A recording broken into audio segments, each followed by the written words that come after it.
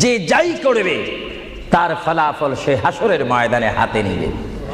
আর হাসরের ময়দান এমন একটা কঠিন ময়দান হবে, যে ময়দানে যদি আল্লাহর বান্দাগণ ডাইন হাতে আমলনামা পায়, সে অবশ্যই মনে করতে হবে আমার জন্য জান্নাতের দরজা অপেক্ষা করতেছে। চিৎকার দিয়ে বলেন সুবহানাল্লাহ।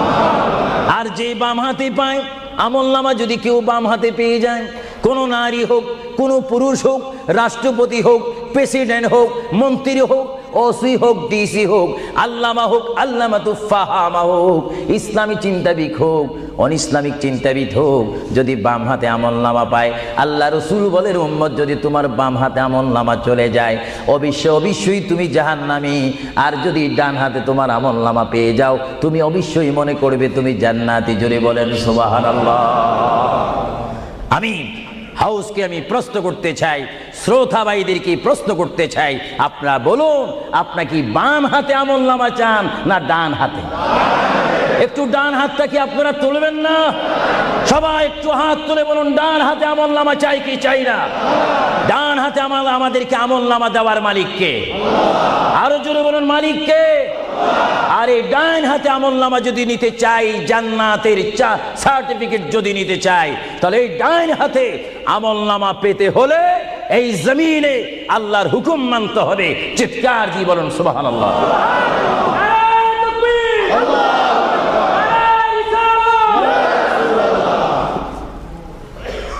যারা আল্লাহর হুকুমকে মেনেছেন তারা হয়েছেন সাহাবায়ে কেরাম। জোরে বলেন কি?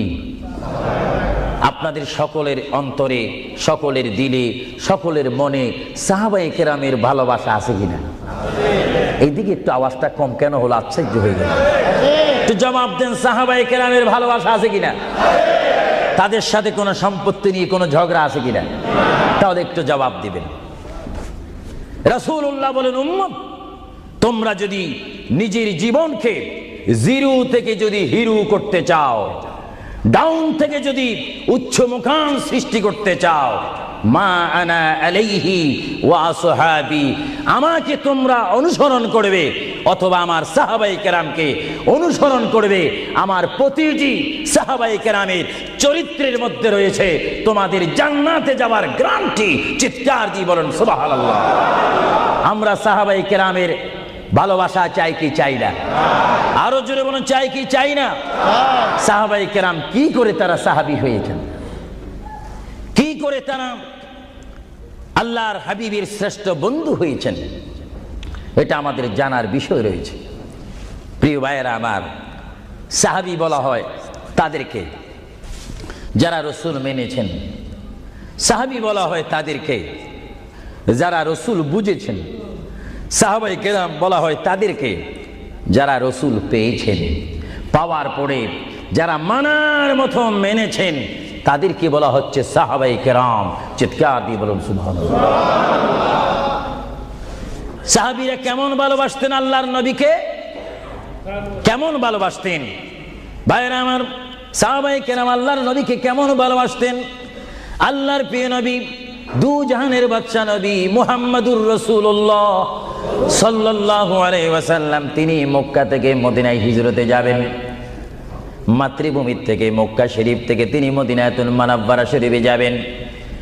যাওয়ার কয়েক মাস পূর্বে আল্লাহর প্রিয় নবী, দু জাহানের বাদশা নবী মুহাম্মাদুর রাসূলুল্লাহ সাল্লাল্লাহু আলাইহি ওয়াসাল্লাম, সাহাবীদের মধ্যে শ্রেষ্ঠ সাহাবী, কিয়ামত পর্যন্ত আমার রসুলের যুগ থেকে কিয়ামত পর্যন্ত কোটি কোটি কোটি কোটি ইমানদার মুসলমান মুত্তাকিন ফরেজগার ওলি গৌস কুতুব ফকির দরবেশ সকলের ঈমানকে যদি এক পাল্লার মধ্যে রাখা হয়, সাইয়্যিদনা আবু বকর সিদ্দিক রাদিয়াল্লাহু তাআলা আনহুর একটি রাত্রের সমতুল্য হবে না। জোরে বলেন সুবহানাল্লাহ।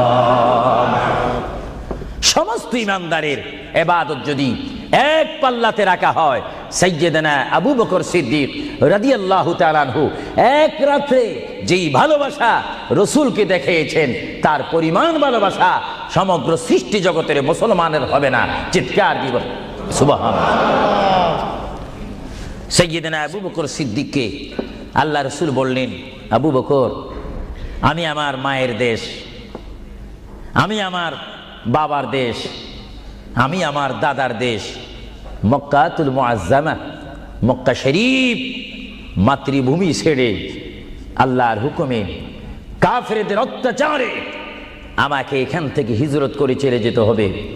যদি আমি হিজরত করি, আবু বকর তুমি আমার সঙ্গী হয়ে থাকবে। চিৎকার দিয়ে বলুন সুবহানাল্লাহ। আল্লাহর প্রিয় নবী কোন দিন হিজরত করবেন, কোন মাসে করবেন, কি সকাল বেলায় করবেন, না সন্ধ্যায় করবেন, না গভীর রজনীর মধ্যে করবেন, না দিনের মধ্যে করবেন, না ঠান্ডার সিজনে করবেন, না গরমকালে করবেন, না গ্রীষ্মকালে করবেন, না বসন্তকালে করবেন, কোন অবস্থায় করবেন, কোন দিন করবেন, কোন মাসে করবেন, তার নির্দিষ্ট করে বলেনি। আল্লাহর প্যারা নবী, দু জাহানের বাদশা নবী মুহাম্মদুর রাসূলুল্লাহ হিজরত করার টাইমে সাইয়্যিদানা আলী রাদিয়াল্লাহু তাআলা আনহুকে ডাক দিয়ে বলে, আলী আমি হিজরত করব, আমি রাত্রের আধার অবস্থার মধ্যে মাতৃভূমি ছেড়ে চলে যাব। আলী তুমি আমার বিছনার মধ্যে শুয়ে থাকবে, কম্বলখানা গায়ে দিয়ে শুয়ে থাকবে। আলী কাফিররা তোমাকে মারার জন্য চেষ্টা করবে, কিন্তু তোমাকে মারতে পারবে না। আলী আমি যাওয়ার টাইমে অনেকের আমানত টাকা পয়সা আমার কাছে রয়েছে, আমি তোমার হাতের মধ্যে দিয়ে দিলাম। সকাল যখন হয়ে যাবে তুমি তাদের আমানতগুলা তাদের কাছে পৌঁছাই দিবে। এতে প্রমাণ হলো হযরত আলী যদিও নবীর বিছনার মধ্যে ঘুমিয়ে যায়, তারপর আলীকে মারা যাবে না, যেহেতু যদি আলী মরে যাইতেন আলীর নিকটে আমার নবী আমানত রাখতেন না। জোরে বলেন সুবহানাল্লাহ, আরো জোরে বলেন সুবহানাল্লাহ। তাহলে কাফেররা দে আলীকে মারতে পারবেন না, এটা নবী জানে কি জানে না? আওয়াজটা ডাউন হয়ে গেল, উচ্চ সুরে বলেন নবী জানে কি জানে না? নবীকে জানার ক্ষমতা দিয়েছেন কে? কারণ নবীর টিচার তো কোনো ব্যক্তি নয়, নবীর টিচার কোনো ফেরেশতা নয়, নবীর শিক্ষক কোনো মানুষ নয়, নবীর শিক্ষক একমাত্র হচ্ছে আল্লাহ। জোরে বলুন কে? আরো জোরে বলুন কে? আল্লাহ যার শিক্ষক, তার এলেমের কি কমতি আছে নাকি? হযরত আলী জীবনকে ভয় না করে তিনি রাসূলুল্লাহর পালঙ্কের মধ্যে তিনি শুয়ে পড়লেন, বিছনার মধ্যে শুয়ে পড়লেন। যখন শুয়ে পড়ল, কাফেররা প্রবেশ করে দেখেন ওই চকির মধ্যে নিশ্চয়ই মুহাম্মদ ঘুমিয়ে আছে। বলেন সাল্লাল্লাহু আলাইহি ওয়াসাল্লাম। কম্বলখানা উঠি তারা দেখলেন মুহাম্মদের স্থানে শুয়ে আছেন শের খোদা হযরত আলী। কাফেররা বলল, আলী আমরা তো ইচ্ছা করলে তোমাকে জবা করে দিতে পারি বা তোমাকে জবাই করে দিতে পারতাম, আলী তুমি কেন এই বিছনার মধ্যে শুয়ে আছো? হযরত আলী চোখের পানি ছেড়ে বলে, কাফেররা তোমরা এখনো পর্যন্ত আমার হাবিবকে চিনতে পারোনি, আমার নবীকে চিনতে পারোনি। আমার নবী শুধু এখানে আমাকে শোয়াইছেন, ঈমান পরীক্ষা করেছেন। শুধু তাই নয়, আগামী দিন সকাল বেলায় মানুষের আমানতের জিনিস মানুষের কাছে পৌঁছে দেওয়ার জন্য রাসূলুল্লাহ তাও আমাকে বলেছেন। তাহলে বুঝা গেল একদিকে আমি রাসূলুল্লাহর পেটের মধ্যে ঘুমাবো, আর সকাল বেলায় আমি উঠে মানুষের আমানত তাদের হাতে পৌঁছাই দেব। জোরে বলেন সুবহানাল্লাহ, বলেন আল্লাহু আকবার, আরো জোরে বলুন আল্লাহু আকবার। মহান নবীকে এত সুন্দর করে পৃথিবীতে পাঠিয়েছেন আল্লাহ। জোরে বলেন কে? তাহলে ভাইয়েরা আমার, কেউ যদি আমাকে মারতে আসে আর আমি যদি জানি আমার পালকের মধ্যে যদি আমি শুয়ে থাকি কেউ আমাকে জবা করে দিবে, আর এই টাইমে যদি আমার ভাইকে যদি আমি বলি, বিশেষ করে সভাপতিকে যদি বলি আপনি একটু আমার পালকে ঘুমান, উনি বলবে আমার সভাপতির প্রয়োজন নেই, আমার জান বাঁচা ফরজ,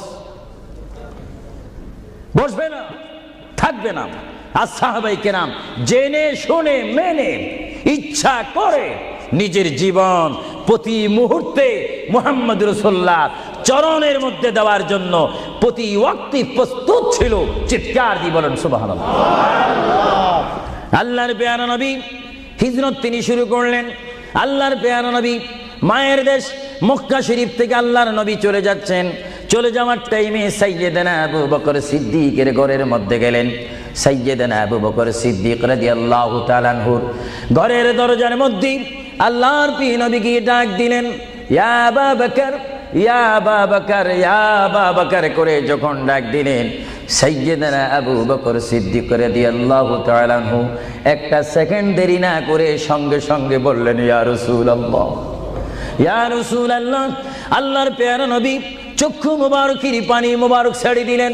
আবু বকর, তুমি রাত্রে এমন সময় আমি এসেছি, নিশি রজনীর মধ্যে এসেছি, যেই টাইমে মানুষ একটু ঘুমায়, ওই ঘুমের টাইমে তোমার ঘরের দরজার মধ্যে এসে তোমাকে ডাক দিলাম।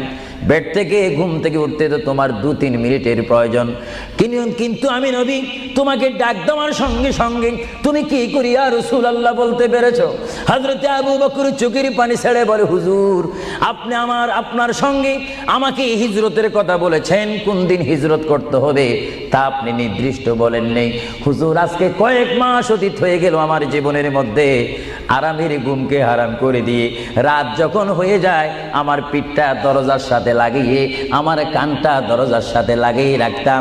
আল্লাহর নবী কখন আমাকে ডাক দেয়, জোরে বলেন সুবহানাল্লাহ, আরো জোরে বলেন সুবহানাল্লাহ। এটার নাম হচ্ছে মুহাব্বত। যারা রাসূলুল্লাহর মুহাব্বত করে তারা অবশ্যই আল্লাহর মুহাব্বত আদায় হয়ে যায়। সুবহানাল্লাহ।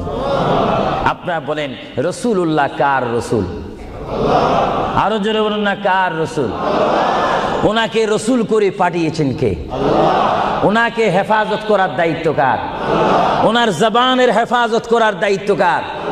ওনাকে ভালোবাসার দায়িত্ব কার? আমরা যদি রাসূলকে ভালোবাসি, আল্লাহ কি খুশি হবে না বেজার হবে? এজন্য ভাইয়েরা আমার, সাইয়্যিদানা আবু বকর সিদ্দিক রাদিয়াল্লাহু তাআলা আনহু তিনি নবীকে এমনই ভালোবাসতেন, যারা রাসূলকে পৃথিবীর বুকে এমনি ভাবে ভালোবাসতে পেরেছেন তারাই হয়েছেন আখিরাতের জান্নাত পাওয়ার গ্যারান্টি সার্টিফিকেট তারা পৃথিবীর থেকে লাভ করেছেন। চিৎকার দিয়ে বলেন সুবহানাল্লাহ। দরুদ শরীফ পড়েন, আল্লাহুম্মা সাল্লি আলা মাওলানা মুহাম্মদ ওয়া আলা আলি সাইয়্যিদিনা। দুরূদ শরীফ যখন পড়বেন তখন এমন ভাবে দুরূদ শরীফ পড়বেন, মনে রাখবেন মনের দৃষ্টিকোণ থেকে যে রাসূল আমার দুরূদ শরীফ নিজ কান মোবারক দ্বারা শুনতে পারতেছেন। আরো জোরে বলেন না সুবহানাল্লাহ। তিনটি কথা মনে রাখবেন সব সময়। 1 নম্বরে, রাসূলুল্লাহর দরবারে মালায়েকা সমস্ত রহমতের ফেরেশতারা রাসূলুল্লাহর দরবারে উম্মতের সালাম পৌঁছিয়ে দেয়। জোরে বলেন না সুবহানাল্লাহ। 2 নম্বরে, রাসূলুল্লাহ যারা দুরূদ শরীফ পড়ে তাদের আওয়াজ নিজ কান মোবারক দ্বারা শুনে। 3 নম্বরে, আমার নবী বলেন, আমি আমার উম্মতের যারা আশিক ক্লাস নাম্বার 1, যারা বেশি প্রেমিক, তাদের দুরূদ শরীফের আওয়াজ আমি তাদের সামনে থেকে শুনি। জোরে বলেন সুবহানাল্লাহ। কয়টি কথা? আরো জোরে বলেন, কয়টা? কেউ শুধু আমল করে একটা, ফেরেশতারা পৌঁছায় দেয়। ভালো কথা, আপনাদেরকে ধন্যবাদ। ফেরেশতারা পৌঁছে দেয় রাসূলের দরবারে দুরূদ শরীফ, এটা সহিহ। কিন্তু রাসূল বলেন, আমি দুরূদ শরীফ নিজ কান মোবারকে শুনি, তাও সহিহ। রাসূল বলেন, আমি উপস্থিত হয়ে আমার উম্মতের দুরূদ শরীফ শুনি, তাও সহিহ। বুখারী ও মুসলিম শরীফ, ইবনে মাজাহ শরীফ, আপনারা খুলে দেখুন, রাসূলুল্লাহকে আল্লাহ পজিশন দান করেছেন। চিৎকার দিয়ে বলুন সুবহানাল্লাহ। রাসূল যদি মদিনার থেকে আমাদের দুরূদ শরীফ আওয়াজ শোনেন এবং আবার যদি এখানেও এসে তিনি শোনেন, এই ক্ষমতা যদি রাসূলুল্লাহকে আল্লাহ দিয়ে থাকেন, আপনাদের কোনো আপত্তি আছে? আওয়াজ বুঝে যায়, কিছু কিছু আপত্তি আছে। একটু আমার মুসলমান ভাইয়েরা বলেন, আপত্তি আছে? আরো জোরে বলেন, কোনো অভিযোগ আছে? রাসূলুল্লাহকে ক্ষমতা দিয়েছেন কে? আরো জোরে বলেন, কে? না আমরা কমিটি সিদ্ধান্ত করে ক্ষমতা প্রদান করলাম? যদি কাউকে ক্ষমতা প্রদান করতে হয়, সেখানে অভিযোগ সৃষ্টি হয়, গন্ডগোল সৃষ্টি হয়। রাসূলুল্লাহকে ক্ষমতা দেওয়ার মালিক আমরা নয়। রাসূলুল্লাহকে ক্ষমতা দিয়ে পরিপূর্ণ ক্ষমতাবান করে আল্লাহ রাব্বুল আলামিন এই গোটা জমিনকে উজালা করার জন্য আল্লাহর পক্ষ থেকে তাকে পাঠানো হয়েছে। চিৎকার দিয়ে বলুন সুবহানাল্লাহ। সাইয়্যিদনা আবু বকর সিদ্দিক রাসূলুল্লাহকে ভালোবেসেছেন। আপনারা জানেন মুহাম্মদ রাসূলুল্লাহকে ভালোবাসলে উম্মতের কি অবস্থা হয়। আপনারা যারা মক্কা শরীফ গিয়েছেন